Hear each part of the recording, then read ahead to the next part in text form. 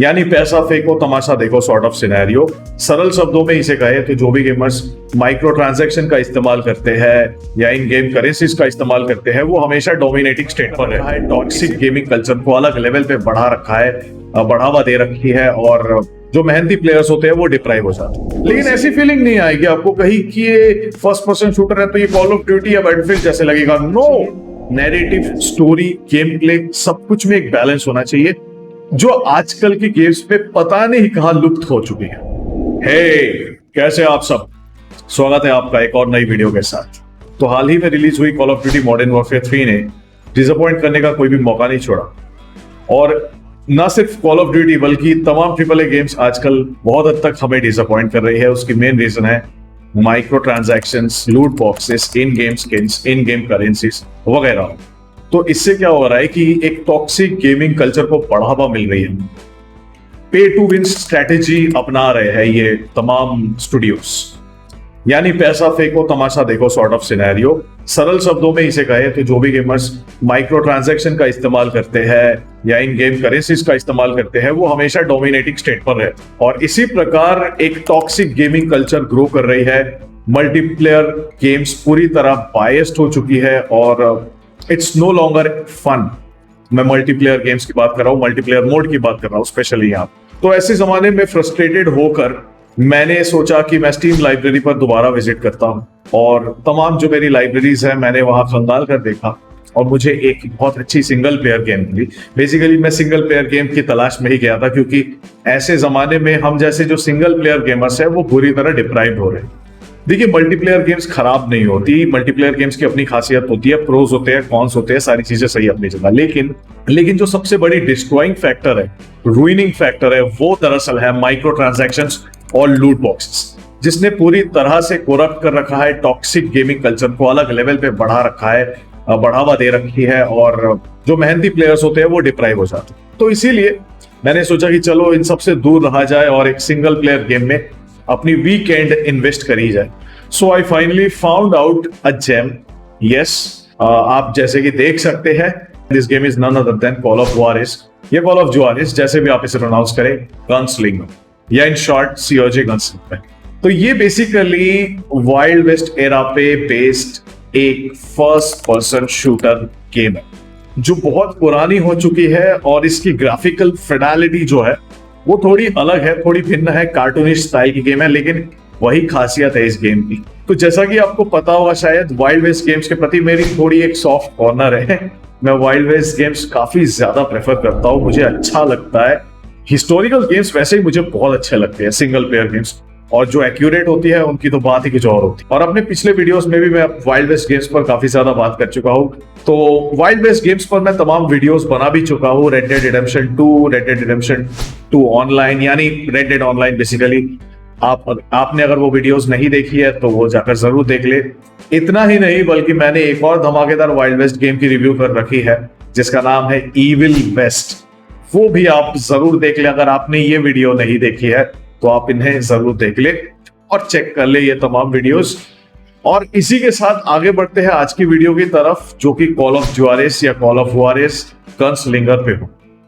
तो ये game basically एक लीनियर टाइप गेम है, ये ओपन वर्ल्ड गेम नहीं है, लेकिन इसकी गेम प्ले मैकेनिक्स जो है वो थोड़ी हटके है, थोड़ी डिफरेंट है। फर्स्ट पर्सन शूटर गेम जैसे रेड डेड रिडेम्पशन 2 जो एक गेम है ना, जो कि काउबॉय गनस्लिंगर पे बेस्ट ट्रिपल ए गेम है आज की डेट पर, जहां पे फर्स्ट पर्सन मोड और थर्ड पर्सन मोड दोनों ही मिल जाती है। तो ये जो गेम है उस लेवल की ट्रिपल ए गेम नहीं है।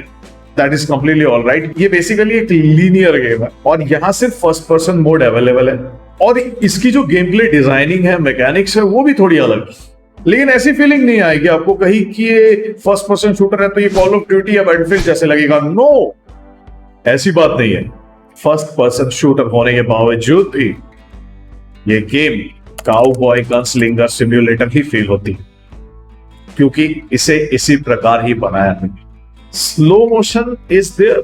स्लो मोशन यानी रेड डेड रिडेम्पशन 2 में जो डेड आई मोड होती है ना, स्लो मोशन में एक भरपूर action packed combat system, simple straightforward game. And yes, it's complete fun, action and chaos।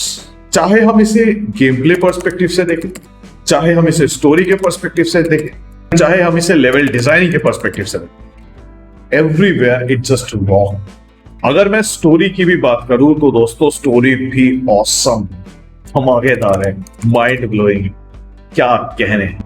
और चूंकि ग्राफिकल फिडेलिटी थोड़ी कार्टूनिश है तो सिस्टम रिक्वायरमेंट्स भी कम है, बहुत ही डिसेंट सिस्टम रिक्वायरमेंट है। कोई भी मॉडरेट या मिड एंड सिस्टम धड़ल्ले से इसे चला देगी। जैसे मैं अपने पहले वीडियोस में भी कह चुका हूं, मैं अधिकतम गेम प्ले फुटेज जो है वो अपने GTX 1060 पे रिकॉर्ड करता हूं ताकि आपको एक क्लैरिटी मिले कि सिमिलर मिड एंड सिस्टम अगर आपके पास है तो गेम कैसी परफॉर्म करेगी। तो सिस्टम रिक्वायरमेंट के नजरिए से भी ये बढ़िया है, धड़ल्ले से।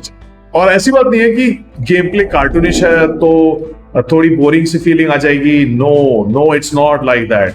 ये गेम इतनी मजेदार है ना, जब आप खेलना शुरू करोगे ट्रस्ट मी आप एंडिंग तक पहुंच कर ही रहोगे। वो बात है। और स्टोरी भी ऐसी है इसमें। इसकी नैरेटिव मुझे बहुत अच्छी लगी। स्टोरी नरेशन की जो क्रिएटिविटी है ना यहाँ पे, वो काबिलियत तारीफ है, धमाकेदार है, अपने आप में ही शानदार है, क्या कहने। Straightforward fun action based game with complete chaos and fun, nothing else. तो चलिए इसी के साथ आते हैं इस गेम के फाइनल वर्डिक्ट पर। And definitely it is a 10 out of 10 legendary game. That's the final verdict. क्योंकि look, one thing is for certain, games fun के लिए होती है, गेम्स में मजा आना चाहिए, नैरेटिव, स्टोरी, गेम प्ले सब कुछ में एक बैलेंस होना चाहिए, जो आजकल के गेम्स में पता नहीं कहां लुप्त हो चुकी है। तो जब हम इन तमाम गेम्स को रिविजिट करते हैं, जो कि अधिकतम मेरे कॉलेज टाइम पे रिलीज हुए थे, और एक नॉस्टैल्जिया भी काम करती है, लाजमी भी है, तो इसीलिए मैं इन गेम्स को दोबारा रिविजिट कर रहा हूं। लेकिन रिव्यू करते वक्त मैं नॉस्टैल्जिया को साइड में रख के रिव्यू करता हूं रैशनली। और उस संदर्भ में भी अगर देखें तो इस गेम में आप भरपूर टाइम स्पेंड कर सकते हो, ये मेरी रिकमेंडेशन। तो यहां तक बने रहने के लिए आपका तहे दिल से धन्यवाद, क्योंकि मैं इस चैनल पर तमाम AAA गेम्स और इंडी गेम्स को भी खंगाल के रिव्यू करता हूं। क्योंकि अगर हम AAA गेम्स की बात करें तो AAA गेम्स हमारे कंट्री में काफी महंगी आती है। अगर हम सेल की बात करें तब पर भी बहुत महंगी आती है। तो एक क्लैरिटी होना हमारे लिए जरूरी होता है कि हमारी हार्ड एंड मनी और वैल्यूएबल टाइम एक पर्टिकुलर गेम डिजर्व करती है या फिर नहीं करती। कौन से गेम्स आपको खेलने चाहिए और कौन से गेम से आपको दूरी बरकरार रखनी चाहिए, ये सारी क्लैरिटी मैं आपको देता हूं। तो यहां तक बने रहने के लिए आपका तहे दिल से धन्यवाद। मिलता हूं एक और धमाकेदार वीडियो के साथ। टिल देन अपना ख्याल रखिएगा। Signing out, adios.